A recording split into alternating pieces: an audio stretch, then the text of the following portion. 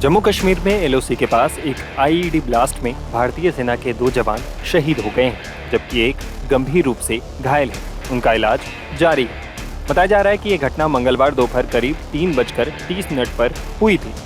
जम्मू जिले के खौर थाना के अंतर्गत केरी बट्टल क्षेत्र में एलओसी के पास एक आईईडी ब्लास्ट हुआ। इसमें 3 जवान घायल हो गए, जिन्हें सेना अस्पताल में भर्ती कराया गया था।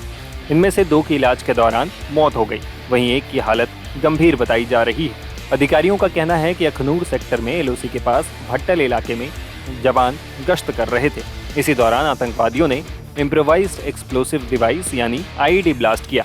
इसकी चपेट में 3 सैनिक आ गए। सूचना मिलते ही मौके पर अतिरिक्त सेना बल पहुंचा और घायल सैनिकों को अस्पताल पहुंचाकर आतंकियों के लिए सर्च ऑपरेशन चलाया है। बता दें कि कश्मीर रीजन में कमर टूटने के बाद अब आतंकी संगठन और उसे पनाह देने वाला पाकिस्तान लगातार जम्मू रीजन को दहलाने की साजिशें रच रहा है। इसी महीने जम्मू रीजन के राजौरी जिले के केरी सेक्टर में एलओसी के पास घुसपैठ की आतंकियों ने कोशिश की थी। इसकी भनक लगते ही सतर्क जवानों ने मोर्चा संभाला और घुसपैठ की कोशिश नाकाम कर दी। अब मौजूदा घटना के पीछे भी पाकिस्तान का हाथ बताया जा रहा है।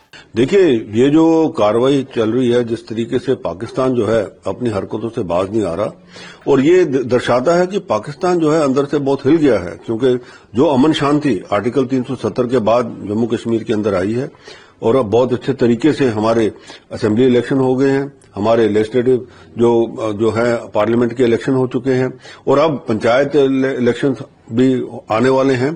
तो ये सारा कुछ जो है पाकिस्तान को नागवार है, क्योंकि पाकिस्तान के अंदर अपना जो हालत है वो बहुत खराब है। पाकिस्तान ऑक्यूपाइड जम्मू कश्मीर के लोग जो है वो चाहते हैं कि वापस हिंदुस्तान के साथ मिल जाएं, बलूचिस्तान आजादी चाहता है। तो ये सारा कुछ जो देखते हुए पाकिस्तान का जो आईएसआई है उसने अपना जो कार्रवाई है कि टेररिज्म फैलाने का, उसको बंद नहीं किया।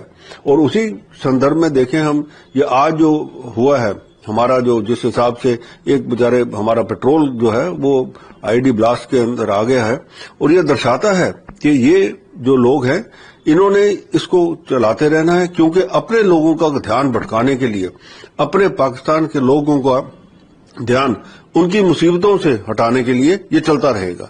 अब देखना यह है कि हिंदुस्तान इसको किस तरीके से लेता है, हमारी गवर्नमेंट इसको किस तरीके से आगे तक लेती है, क्योंकि अब टाइम आ गया है कि पाकिस्तान के खिलाफ कार्रवाई ऐसी की जाए। क्योंकि हमने ये देखा है कि अब हमास के भी वहां लीडर जो हैं पाकिस्तान के अंदर आके मदरसों के अंदर बच्चों को एड्रेस कर रहे हैं। तो ये दर्शा रहा है कि पाकिस्तान अपनी जो टेररिज्म की नीति है उसको बंद नहीं करेगा और आने वाले दिनों में और मुसीबतें खड़ी करने की कोशिश करेगा हिंदुस्तान के लिए।